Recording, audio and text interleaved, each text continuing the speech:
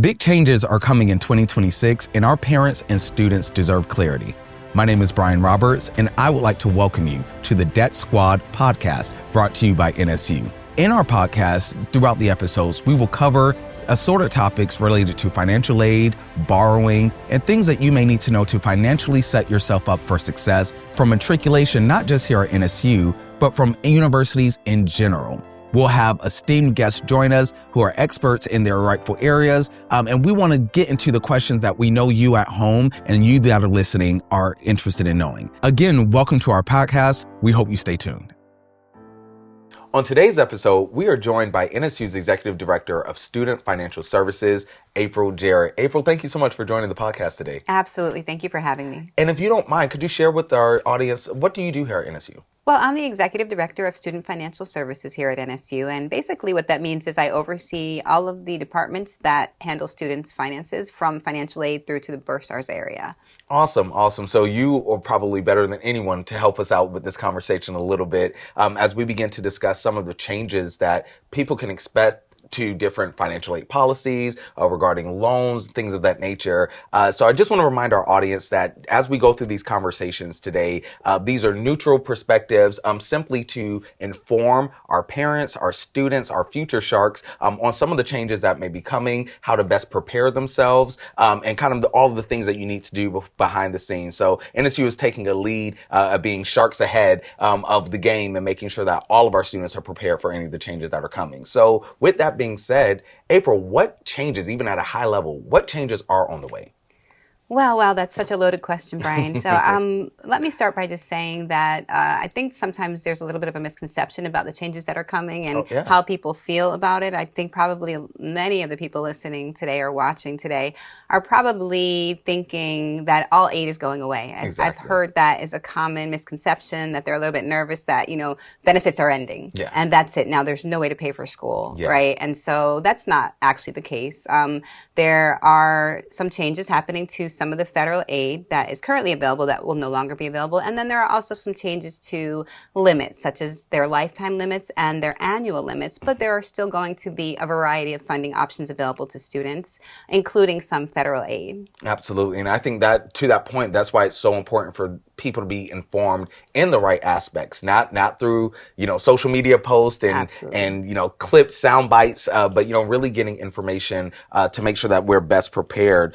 So what is NSU's academic affairs and, our financial aid and academic records team? What are we doing? What is our role in helping prepare these students? So the Office of Financial Aid is very involved in preparing the university and our students for the changes that are coming. One of the things that NSU prides itself on is educating our students when it comes to financial literacy. It's something that we've been doing for decades, long before these changes were pending. And so that really puts NSU in a good position to be able to build on the foundation that we've already established over the years, right? And that allows us to not now, with these changes coming, scramble and throw something together, but to take what we've already been doing and build on top of it. So some of the things we're doing are elaborating on our financial literacy programs and really just putting information and resources in place so that when our students come to us with questions, we're able to give them everything they need to properly plan for the changes that are coming. Did I answer your question? No, you absolutely did. And I know later we'll definitely have a point where we want to highlight some of the resources and things that we already are doing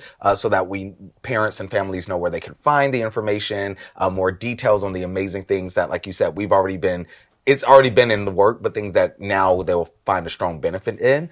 So kind of going back now into some of the changes. So when we talk about maybe some of the limits, like for example, you mentioned the limits, what are current limits? What options will be available? Kind of, if you can, give us a little more on that. Absolutely. So let's start with undergraduates. Yeah, sure. Right? Yeah. So the undergraduate population is least affected by the One Big Beautiful Bill Act. And so really the only thing that is changing in regards to available aid for undergraduate students is that what's called the Parent Plus loan is now going to have some limits. It used to just be open-ended that parents could borrow on behalf of their children towards what's called the cost of attendance. And we can probably get into that a little bit later. Yeah. But I want to stay focused on your question. So it used to just be open-ended, and now there's an annual and an aggregate, which means lifetime limit that parents can borrow. But other than that, the other types of aid, such as subsidized and unsubsidized, are completely unchanged for undergraduate students. Now, transitioning over to our graduate population, that's where the bigger change is. One of the main things that I'm sure people are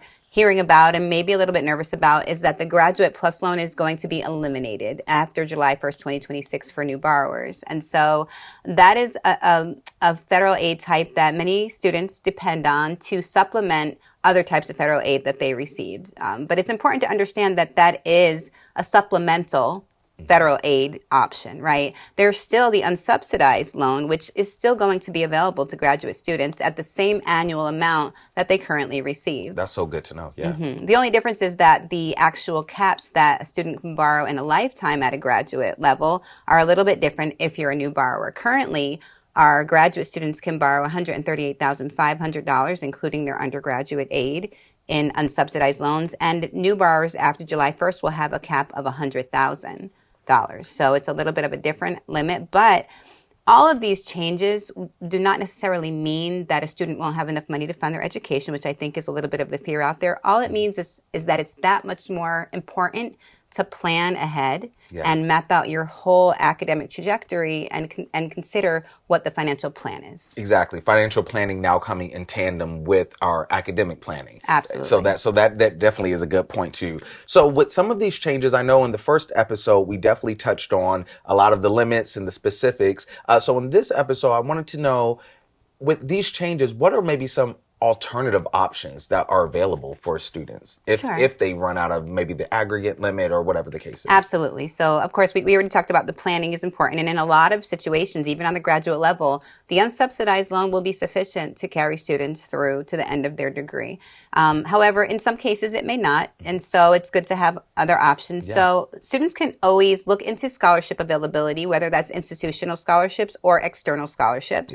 And then also there is also the private lending option. And one of the things that NSU has done is we've already established on our website a historical lender list. And basically what that is a list of all of the private loan lenders that our NSU students have successfully borrowed from in the past. And it's on a platform called FastChoice that allows students to go out and use a matrix to compare lenders with basically like a grid approach, so they can look and say, okay, how can I compare the interest rates across these 3 or 5 or however many lenders, and the repayment terms, and whether or not they offer deferment if I'm going, let's say, into a residency program. And so it's a really great tool for our students to explore the option of private lending, private funding, in the case that their federal aid would exhaust before they finish their program. Nice. And is there a way, is that linked to NSU's websites in any way, how to navigate to that? How would we get to Absolutely. that? On both the graduate financial aid page and the undergraduate financial aid page, if the student goes out to the loan section, there is a section called alternative loans. And if they go in that section, they will see a link to the FastChoice. Okay, awesome. And then what maybe still be pending for approval or under development that students should be aware of? So overall, the overall law itself has pretty much been determined. We know, the OBBA, the One Big Beautiful Bill Act, which we refer to as the OBBBA, has been established. They have gone through negotiated rulemaking where they work out all of the points, and that's been agreed upon. And so all of the big ticket items have already been approved.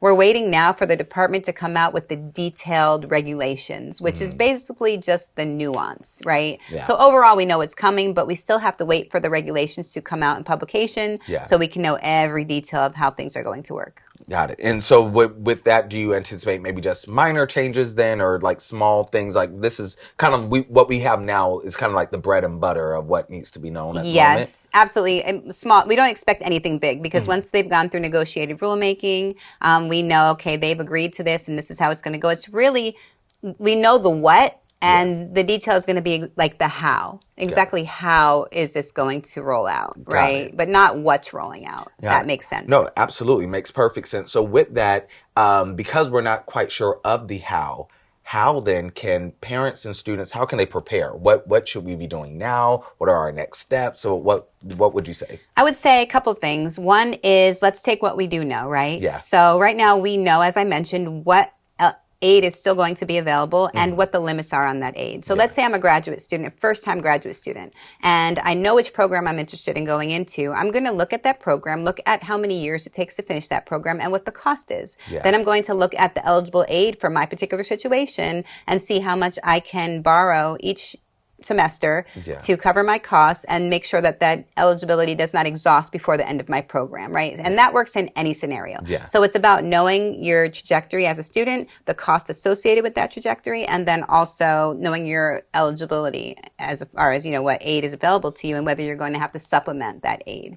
So we know enough for students to map out, their financial success. So April, you talked a little bit about undergraduate and graduate limits, but I know that there's some conversation happening between what is graduate and professional. Would those be the same, or do professionals have different limits? Yes, very good question. So currently there is a difference in the eligibility for what are considered graduate students who are not professional, and then professional programs who get a higher amount of unsubsidized eligibility. And that is still going to exist in a little bit of a different model after July 1st, 2020.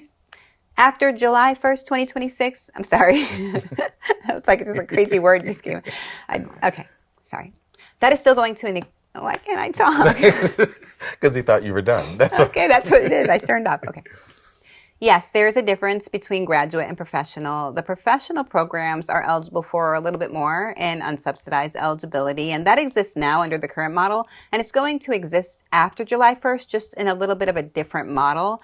But all of the programs that currently receive additional unsubsidized loans are still going to receive additional unsubsidized loans, and there's going to be an addition of a few more that also receive additional. And those limits, unlike graduate limits that are $100,000 for a lifetime, are and $10,250, $100,000 for a lifetime and $10,250 per year.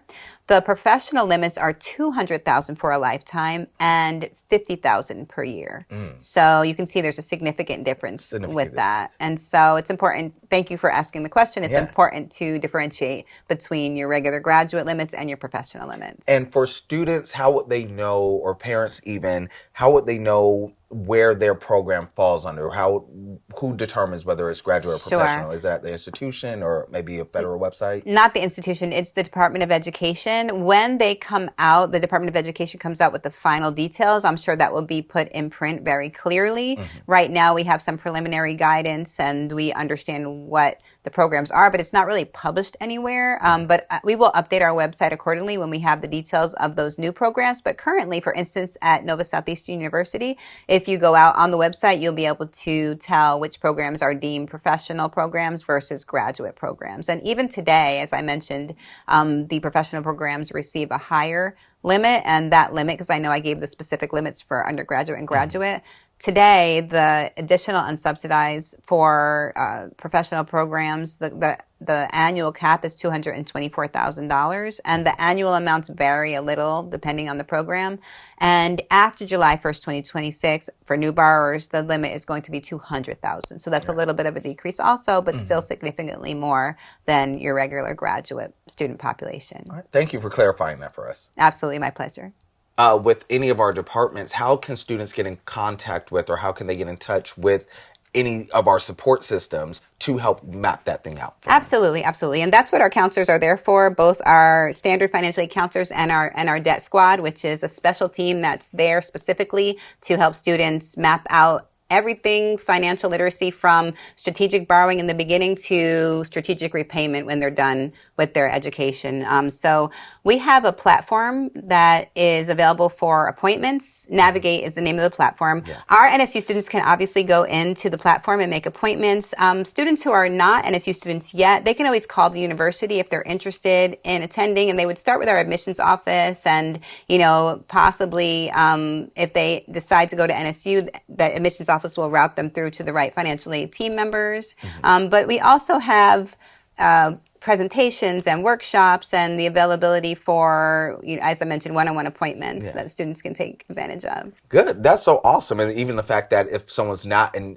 NSU student yet, a Shark yet, that, they have the option to still call and get some of the resources that are available. So when our students do meet with their advisors, what are the questions they should be asking? Because I think that that's something that's major. Sometimes we'll meet with advisors or we're like, hey, I'm here to academically plan, but our students, especially if they're first-time borrowers, don't necessarily know how to navigate those conversations. So what are some of the things that they should be asking or mindful of when they're heading into those meetings? Yeah, that's a really good question. So I think that a big thing that students may not consider, especially if they're first-time students, is that there are direct costs and indirect costs associated with education. And so, good. I think a lot of times students will come in and say, okay, this is my tuition, these are my fees, and so these are my charges. Do I have enough to cover my charges? And the financial advisor will answer their question directly and say, yes, you have enough to cover your charges and maybe even some left over after. But we have in financial aid what's called the cost of attendance, and that is basically the entire estimation of what the cost to attend the program would be if the student isn't working and they're just relying on financial aid to cover the costs. Kind of like the big picture. The big picture, right? So that would include things like transportation, housing, books and supplies, personal expenses. And it's important for students to consider that and, whether they have other income coming in. Some students are going to work and go to school and they may not need to take enough to cover indirect costs, but other students can't work. Maybe they're going to medical school, right? And they have to rely solely on financial aid to cover their life expenses. And so that whole cost of attendance is probably going to apply to them. And so it's important for them to speak to the financial aid advisor about funding that will cover that entire cost of attendance and whether they have enough eligibility to do that for, let's say, all 4 years if they're a medical student, whether it's a good idea to borrow the federal aid until it exhausts and then take a private loan, or to start taking supplemental private loans,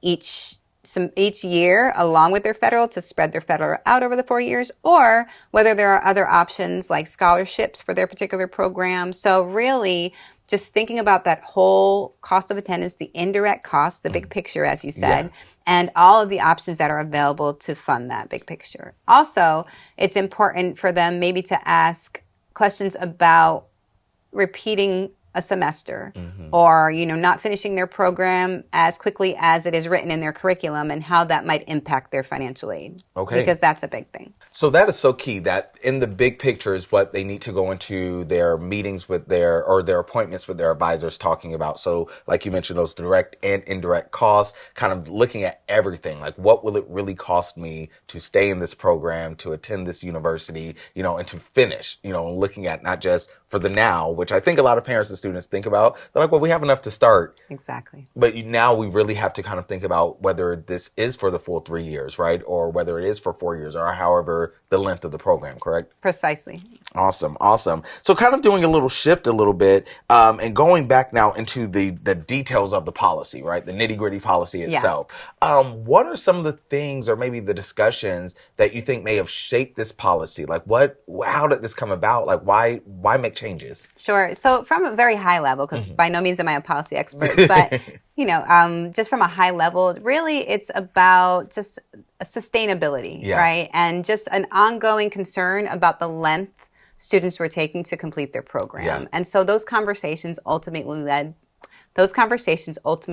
to this act. Yeah, absolutely. And what political factors do you think may have contributed? So with any legislation, there's going to be competing political views. And so I think it's really important for students to worry less about the political aspect and really more on their personal situation and how these changes will impact their personal journey, and just avoid getting caught up in the political part of this. No, that is so important. Like how does this impact me at this place in my life, what I'm working on? I think that is very important. So then where should students start going for support? I know you mentioned already that, if you're not part of the university, you can call to our Office of Financial Aid or through admissions. Right. But then for those who are students, they can get through Office of Financial Aid. Where else should students go for support? Absolutely. So let's talk about both populations. Let's talk first about individuals who are not yet students at Nova Southeastern University. So ultimately, as I mentioned before, while the law has been completely passed, we are waiting for the details to be rolled out by the department. But as that happens, we are going to be posting things to our website and giving our students as much guidance as possible. And of course, our website is available for anybody, right? Yeah. So any student, any person who is planning on attending NSU or any institution can keep an eye on our website as we roll things out and get information that way, right? And then in addition to that, for our own student body, we're going to be sending out communications as we have more information. Our team is always available to meet with our students and talk to them about how these changes will impact their specific situations and how they can plan proactively to make sure that they are successful. Yeah, absolutely. And you said a key word that I kind of want to now drill into if we can. You said impact and how will it impact their situation or their course of study. So how will changes now impact our students' course of study? The most important thing, and we've this has been the theme throughout our conversation, right, is planning. Now, that's always been important. As I mentioned before, the university has been very big on educating our students on financial literacy and planning for their finances from the beginning of their education, right? That has become 10 times more important now because there have been changes in the availability of federal aid, right? And so that just means that students need to stay on track, which should happen anyway. It's just going to benefit the student in the long run to finish their program the way it was prescribed in the beginning and not have to take classes over and not take necessarily classes that don't count towards their degree. So the way our financial aid team can help with that is they can really help students understand how their academic choices impact their financial stability and their ability to not exhaust their federal aid. The other thing that can happen, because, as students, as human beings, sometimes we don't get it right the first time, right? So if a student does, make a mistake or not do so great in a class and they have to repeat, our financial aid team can help them figure out how to tweak their path and maybe their borrowing as well to make sure that they do have enough to make it through their program. So really we're partnering with the student to help them successfully complete their program. The earlier we can do that, the better. That's why we are really, really encouraging students to understand how it impacts them as soon as possible before they start their degree. But even if they're midway through their degree and they're concerned about, their own remaining eligibility or whatnot, they can come meet with us and we can help them figure out how to pivot. That's awesome. So it's almost like you mentioned, partnering. It's making sure that not only are you academically successful, but you're setting yourself up for success in life. That you mentioned that financial stability, kind of removing the financial strain, because I know that a lot of students, they deal with that. It becomes a pressure, a stressor, if you will. Like, how am I going to pay for this? Like, if I didn't do well in a course. So that's so good to know that NSU actually cares about that and walks you through that and learn, like you said, helps you navigate the pivots whenever necessary. Yeah, it's so important. I'm glad you mentioned that because I meant to say this earlier and I forgot. One of the phrases we use a lot with our students as we're educating them on the importance of their financial decisions now is, live like a student today, live like a student now so you don't have to live like a student for the rest of your life, right? That's good. Yeah. That is so good. And that usually gets students' attention because it's all about the financial decisions that we're making today that's going to affect how our financial future is. And as I mentioned before, NSU has been doing this for close to 2 decades, just educating students on their choices now and borrowing as little as possible. We actually have a presentation that we give to our incoming students on both the undergraduate and the graduate level that reverse engineers how much they can afford to borrow based on what program they're going into and the expected income for that profession. And so we've been doing that for a long time. And it's those type of tactics that will help our students be successful, especially in this new climate. Yeah. Wow. That's amazing. That's amazing. So is there anything, April, with your knowledge of the bill, I know you said like a tongue twister earlier, OBBA, did I get it right? OBBBA. Oh, OBBBA. They've started calling it OB3 because Yeah, I was going to say, it's a lot of those consonants now. Right. But with your knowledge of the bill, with your knowledge of loans, programs, things that NSU offers, is there anything else that you want to leave our viewers with that they need to know? Anything that maybe we haven't touched on today? Absolutely. I think first and foremost, I just want to reassure the listeners, whether you're an NSU student or a high school student thinking of going into college or an adult who's thinking about going back and getting your degree, don't let the talk of these regulations and these changes scare you away. Because it's not necessary for you to avoid it. Going after your dreams, pursuing your degree is still a good idea. It's just a matter of planning properly. And I know our team here at NSU has all of the resources and the knowledge to help you do that. And the earlier you do that, the better. I think also that it's important to highlight that, NSU has a lot of wonderful professional programs, a lot of wonderful programs, period, but just a lot of, especially our professional programs and our health professions programs that can really set people up not only for a very rewarding career, but one that is lucrative. Yeah. Right. And so that investment in your future is worth it. And if you plan it properly, you can be very successful. Yeah, that's so awesome. That's so awesome. Well, again, thank you for your time here today. We appreciate the conversation. We appreciate all of the insight. And I'm sure it won't be our last time speaking with you. Hopefully as not. as there's so much more to unpack. But we wanted to make sure, like you mentioned, we gave this information to our listeners, to our viewers, that it's nothing to be afraid of. We're planning, and we want to make sure that proper preparation is in place so that we can afford those futures. So again, April, thank you for joining the podcast today. Thank you for having me, Brian. It's been wonderful. All right. And for our viewers, we will catch you on our next episode. Thanks for listening to the Debt Squad podcast by NSU. If today's episode made you realize that you have a couple more questions or you're looking for more information, please understand that you are not alone. NSU is committed to helping its families and students navigate all of these changes and successfully accomplishing their goals in their academic careers. If you want more information, we encourage you to visit NSU's website for resources and updates. And also, please make sure that you subscribe to this podcast so that you don't miss any of the upcoming breakdowns that we have regarding this bill and others that may be like it. Thank you again for listening, and hope to see you at our next episode.